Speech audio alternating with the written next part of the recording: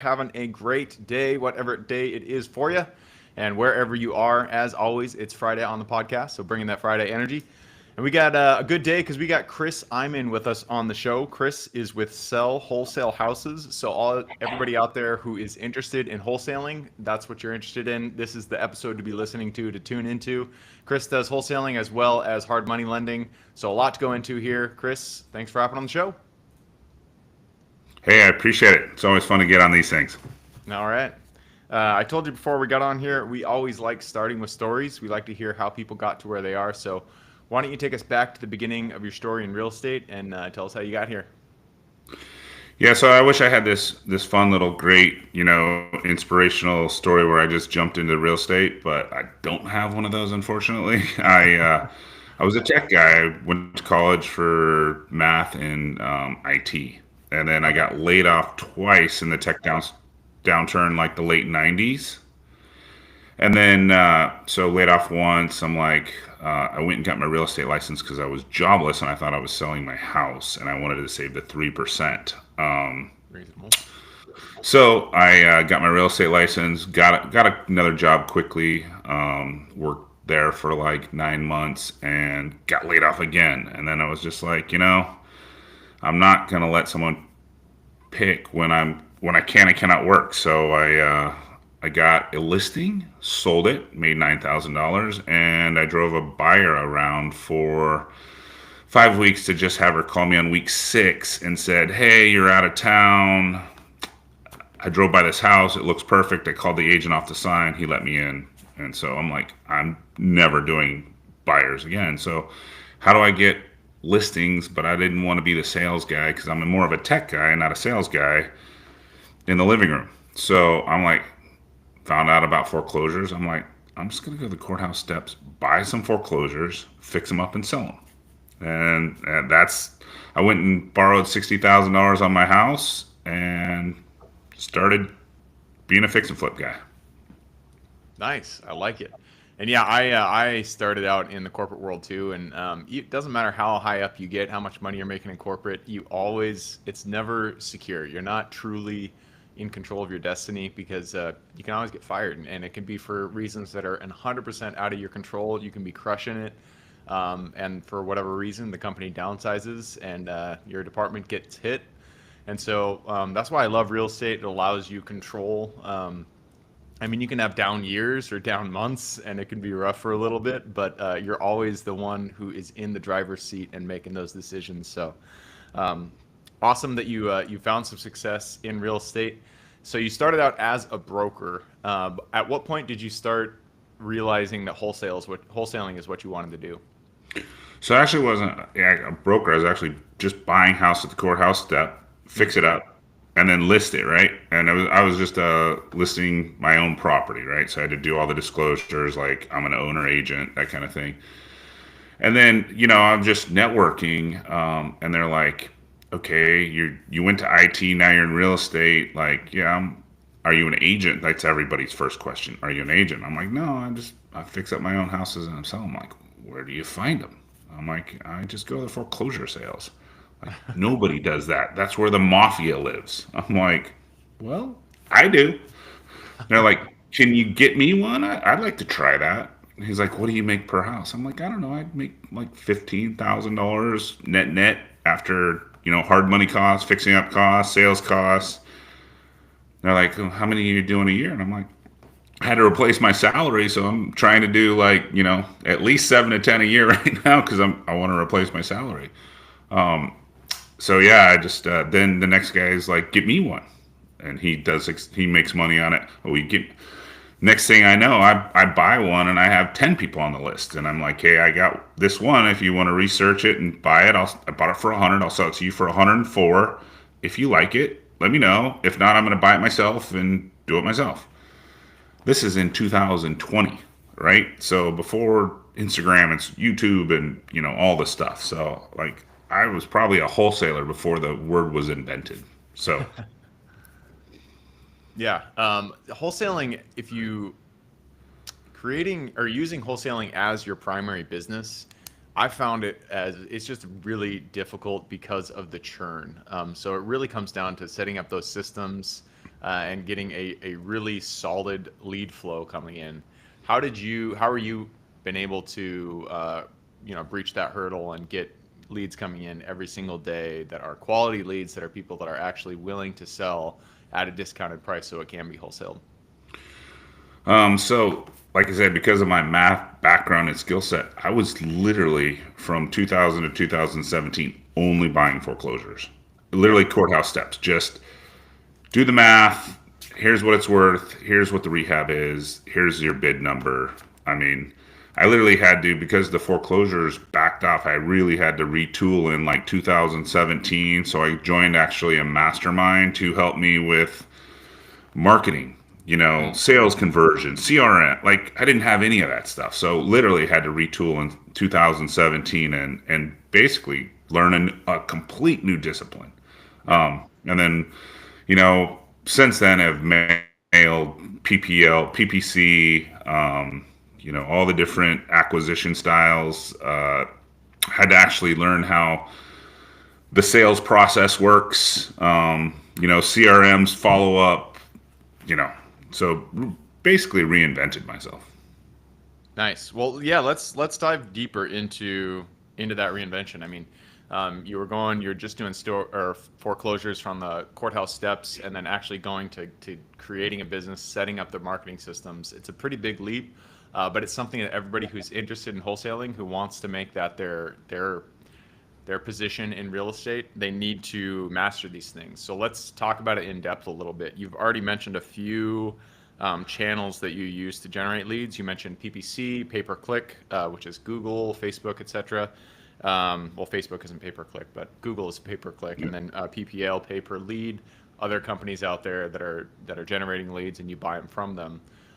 So tell us, what is your go-to favorite way to generate leads on the marketing side?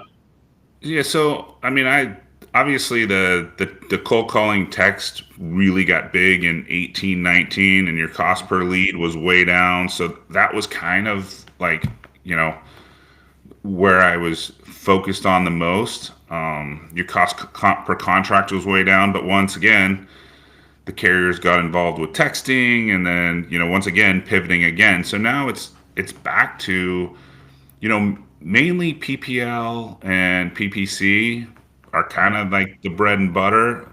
The lead is obviously way better of a lead because they're calling you and they're ready to sell, versus the outbound version, which takes maybe 120 to 150 days on a sales cycle between the lead coming in and actually closing the deal, versus like a PPL or a PPC is probably closer to 30 days.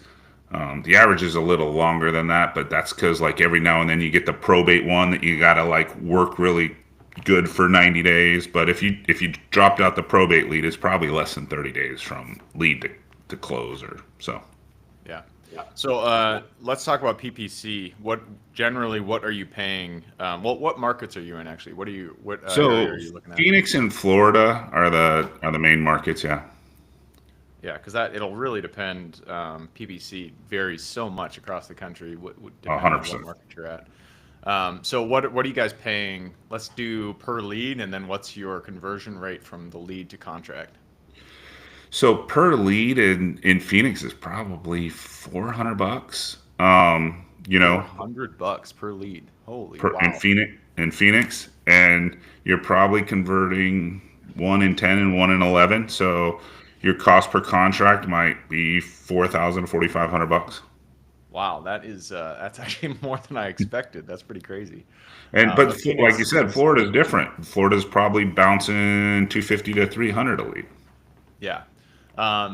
Interesting. So how many, I mean, do you have the numbers through the, top of funnel to the bottom? What is your per click cost there?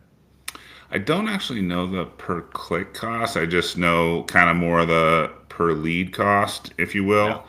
will. So actually, and then like I said, our sales guys are in that 1 to 10, 1 to 11 conversion ratio. And like I said, I belong to the mastermind, so I watch the stats. Like if you're like a 1 to 7, you're like a superhero, Superman on your shirt conversion sales guy.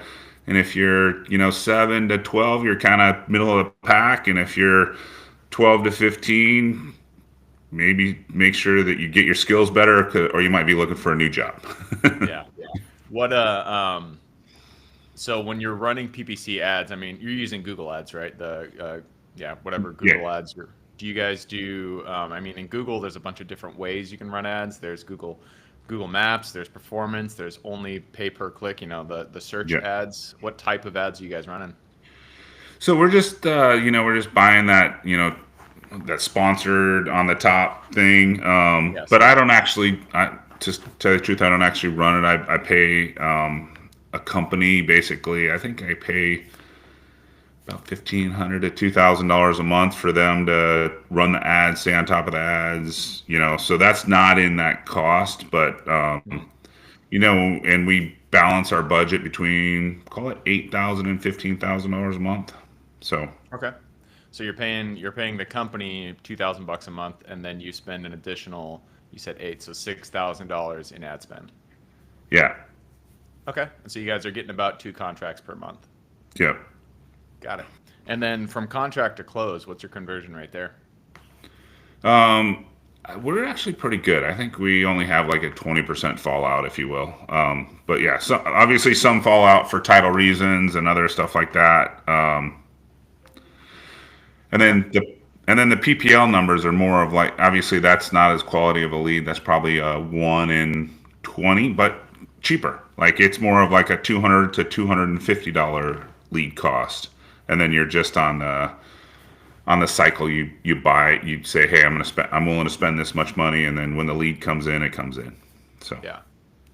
And with PPC, you really can't. I mean, you're spending so much on these leads, you can't let them fall through the cracks at all. So, what is your strategy for the inbound leads? Say they give you, they're all call leads, I'm assuming. So are they landing on a landing page, or yeah, it's is a it landing just page. So it's either a call lead or they fill out a form. But okay? the follow up cadence is like, obviously the phone gets sent to multiple people, the call gets sent to multiple people, so multiple people can answer the call. So you never miss an inbound call, or you should never miss an inbound call. Yeah. Because the stats of missing that inbound call, your chance of conversion drops less than 50%, right? So you're trying to get the inbound call. If it's a form, it's 3 calls that day, 3 calls the next day, 3 calls the next day. It's you know Aggressive. then 2 texts. I mean, it's nutty. It's like the form filled out. They're willing to sell 123 Main Street. It hits your email. Call immediately. Call in an hour. Call later that day. Send a text message. The next morning, call again. Call 2 hours later. Call mid. Send 3 texts. I mean, it's it's not something that you just think that, oh, I'm gonna go sign up for leads and get some leads in and then just kind of forget about it. I mean, Yeah. this Well, is that's why I like whenever people first get into real estate, they always hear about wholesaling, and they're like, "You don't need any money. You can just get in there and make $100,000 in a month." And I always tell people that say that, I'm like, you don't understand how much money it actually does take to get these leads. Sure, yeah, you can sit at a desk and call people, but you're not going to get the volume that you're looking for. In order to do it, you need a team, you need inbound leads, and it takes money. I mean, it's $10,000 a month easy in order to get one contract. And so, yeah, I like that you're going through the nuts and bolts of how it's working, so then people can see wholesaling it's a business. You have to have everything dialed in, and especially the follow up, because I mean, chances are, I mean, if you don't pick it up on that first call, you're gonna miss the sale. And so, yeah, that's interesting. It's good to hear the top to bottom. How about your sales team, the people that are actually picking up the phone? How many people do you got there? so I actually structured my business a little bit different. I'm not a big guy on like management and employees and all that kind of stuff. So I'm a little older. My son went to University of Arizona and came out, and he actually got in the business. And so I did a lot of JV deals Oh, where I would, people would start out. I'd be like, hey, bring me all your deals. I'll buy 'em. I'm used to putting out $10,000 check at the foreclosure sale, sight unseen house, and buying it. So like, hey, bring me your deal. So I actually work the PPL, the PPC with kind of my son. He went to a fraternity, so there's a lot of sales guys in the fraternity. So what I did is recruited people and like, hey, I'll do the budget. I'll pay for the budget. I get my money back first, and then we split profits. And so, as opposed to having a sales guy that is commission based and all that, I have more of like entrepreneurial mid 20s. Got a little coaching from me, but then they had the sales skills that I feel you can obviously teach sales, but I kind of feel like some sales skills are just natural. Like they just rapport building, conversation. Wasn't really my strong suit, so that's why I always just went to the trustee sales. I dabbled in some of this myself when I was younger, and I was just like, my conversion ratio is not good. So that was my way of scaling those. So I got a guy that does mail. I got a guy that does PPL. I got a guy that does PPC. And what's great is I don't have to manage them, because if they don't make money, like we just shut off the channel and they're out of business. So yeah. Well, yeah. I mean, and it goes to show that you're sticking to your strengths. Even if you are good at the thing, if it doesn't give you energy, if maybe you are good at sales, but you just dread it and you can't it's hard to pick up the phone and you just really don't like doing it. Finding somebody who gets energized by getting into sales it can make your business go a lot further and a lot faster. So it sounds like you're doing the right things. You've also mentioned that you've started a hard money business. So you also lend to flippers who are probably buying your wholesale deals. Tell us about that process. How did they get started? And then how's it been going since then? Yeah, so they're buying from you wholesale, and the customer is basically sitting in your office, right? They're buying the house from you. So, I just learned that like, hey, I could refer them off to another hard money lender, or I could generate the note myself. And then I just wholesale notes like I do houses, right? So here's a note. The guy's, I'm going to use round numbers. It's worth 300. He's buying it 70 cents on the dollar for 210. I make him put 15% down. I'm going to round. I'm going to say the loan's 180. I generate that note at 12.9%. Put it all together. Used my cash. And then I got this other pool of guys, so obviously I got the wholesale pool. I email out my properties, they buy them. I got this other pool of guys that are like, hey, I'll sell you notes at 10%. First position, kind of 60 cents on the dollar. And then I just kind of email those out, if you will. And then you might say, hey, I'll take that note. I got some IRA money. I'll take that note at, 180, and you park your money and you get your 10%. And the checks come in monthly, and when it pays off, the average loan length is like 150 days. When it pays off, you get your money back. You want to redeploy it, you redeploy it. And I've never actually raised money. It's just grown. So I manage about $50 million ish, bounces between 50 and 60 million bucks. And, that's how. That's interesting. Yeah. I've heard of, the secondary market for hard money loans, and, yeah, it's an interesting market. It makes a lot of sense for both parties, and it's interesting. Is there a reason why you don't choose to keep the loan yourself versus sell it off? Well, so I have my own cash, but my cash funds it, and then I have to replace my cash, just like any mortgage broker does in a business. I got to replace my cash just to bring it back in, so that I can refund another loan. Got it. That makes sense. You want your money working a little bit faster for you. Yeah. So yeah, and then we're a licensed banker, so I service the loan. I don't charge the investor the servicing fee, and we just keep going. Now, we want to grow the business, so I actually am in the middle of generating my first fund. I'll probably have that open in 2 to 3 weeks, and met with a couple banks, so we're gonna leverage that fund at like 50%. So just when you sell an individual note, like Phoenix in 2010, the market had dropped, prices were cheaper, but now the median home price is $450. So to sell a note that's 180, not everybody has 180. And I'll have people say, hey, I'll give you 100 grand. I'm like, well, I don't have any notes for 100 grand. So I actually started a fund so I could take some of those guys. It's like, hey, I'll give you 100 grand. I'm like, great, I got this fund that you can put your money in, and it's blended. It's, there's a bunch of people in the fund. It's going to have this many hard money assets. So, if one goes bad, there'll be a small little hiccup, but be blended over everybody in the fund. Yeah, diversified. Yeah. The fund model is it sounds nice, especially I'm just thinking we buy mobile home parks, RV parks, self-storage facilities, and doing them one-off syndications is fine, but having a fund just makes it so more flexible, and you're able to move a little bit quicker. Yeah. So yeah, makes a lot of sense.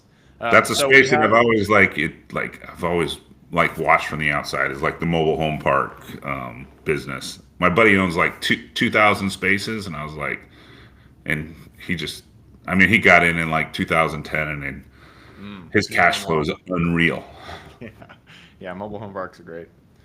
All right, so we have passed the 20-minute mark, but before we move on to the quick question round, I got to ask, for people who are interested in getting started as a wholesaler, what's a couple pieces of advice you can give them? Consistency. Like if you start up for 2 weeks and you give up, and then you start up a week, 2 weeks later and go away. I mean, consistency obviously is huge when getting set up. Building obviously you got to find leads, but then you got to find somebody like me who kind of can JV with you on the disposition side. And then another thing, that we help new guys with is like ask guys like me for underwriting, because like every new guy that hits the market, I run the local RIA, and so they'll reach out to me on DMs or whatever, and I'm like, yeah, I'll underwrite it for you. I'll tell you what we can sell it for. So you just work the acquisition side, and we'll take care of it. And I'll throw up your $3,000 to $5,000 EMD if necessary.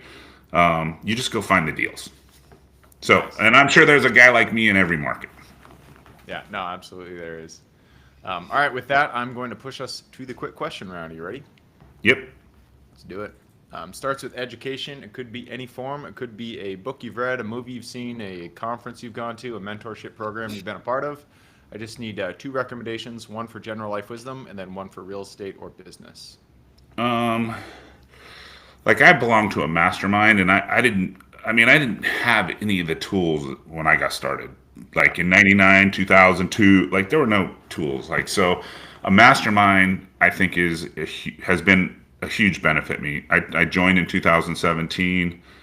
And then, You want to give them a shout out? huh? Do you want to give the mastermind that you're in a shout out? Yeah, I do. I belong to Collective Genius. Yeah, I've heard of them. And they've scaled now. So they have the intro market, the mid-level market. You're like a 50 to 60 a year guy. I'm in the premier, which is like 100 houses a year plus. And I've been in it since 2017. So it's, and then just on the personal level, I don't know. I'm not like I said, I'm a tech guy. I don't do a lot of reading. I'm a podcast guy, but I've always just kind of like, I read one book. I don't remember the name of it, but it just talked about the core values. Just, be polite, be honest, just, I know it sounds hard for a lot of people, but just do it right. Like if you just do it right, then you don't have to worry about anybody knocking on your door. There you go. All right, next question is for your younger self. Let's go back to the Chris who was he just got laid off that second time. Go back to him, look him in the eye, give him one piece of advice moving forward. Just and I take action, but don't be scared. Don't be like, you could be. I've been successful in this business, but I still have fears that, getting on Instagram, like it took me. I saw everybody else doing it. It took me, 3 to 4 years to actually. I saw people doing YouTube. It took me 3 to 4 years before here I am, probably been in the business longer than most, but yet I'm still scared. Yeah.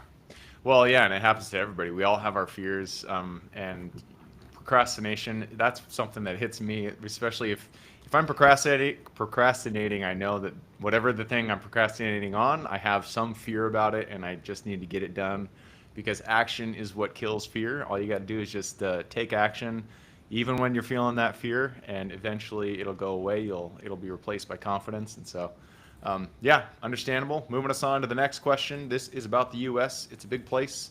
There's a lot of opportunity out there. Give me the single metro you're most excited about investing in today. I'm still just a Phoenix guy. I mean, I've seen Phoenix grow. I've been there for 50 years. So, but like, watching, like our higher end market, like real estate sluggish. Our higher end market's still on fire just because you have all these guys coming out of Washington and California. And, you used to be able to buy a high end house and like you'd be living in the best neighborhood for $2 million in Phoenix. Not anymore. But like, so I still think companies, the big Taiwan plant, the chip manufacturer is in Phoenix. Like I mean, the Taiwan chip manufacturer that they're moving to the U.S. to just so in case something happens with Taiwan, we got another plant here. Things like as big as some cities. Like it's That's crazy. Right on. All right. Next question is lessons learned. Not every deal that we get into goes the way we expect it. In fact, many times, if not every single time, something will go wrong, and we get to learn a lesson. So what was a deal that went a little sideways for you, and then what was the lesson you pulled from it? Well, I had a hard money business in 2007, and I had a personal guarantee on $100 million. So Ooh. I don't sound. So I lost $4.8 million in 2008. So I don't sign personal guarantees. So that was probably my single biggest lesson. But once again, if you look at all your successes and you look at all your failures, I bet you take more away from your failures than you do your successes, right? Yeah. Well, and it goes to show, you lost, what'd you say, $4.8 million, but Yeah. you're back at it again today. You're up on top. And so no matter how deep the lows get, you can always pull yourself out, just take one step after the other. Eventually you'll be back up on top. So good to hear. And that leads us to the last question. This is for the listeners. You've given us a lot to think about. I'm sure people want to reach out, get in contact with you. This is a two-parter. Where can they find you? And then what can they expect when they reach out? I'm just, you can find me. The most channel I watch is Instagram. It's just Chris_Iman. You can DM me. It's me answering the DMs. I'm not like, it's not, it's not a VA or something like that. It's me. I do a Just for Flips YouTube channel. I've got like 300 videos on wholesaling or buying notes or selling notes or novations or creative financing or anything like that. But like, yeah, if you want to DM me on Instagram, I'm the one responding. So cool. I will put those links in the show notes. So if you guys want to reach out to Chris, all you got to do is click the little more in the description, pull down the full description, and in there you can find his links. All right, man, that wraps it up. Thank you very much for hopping on the show. Yeah, appreciate you. Absolutely. For everybody who's with us today, thank you guys for showing up. You are the reason we do this. So if you guys have any questions, reach out to me, Gabe at therealestateinvestingclub.com. If you guys want to support the show, just leave us a review. Other than that, I hope you guys have a great week. Keep rocking real estate, and I look forward to seeing you on the next episode.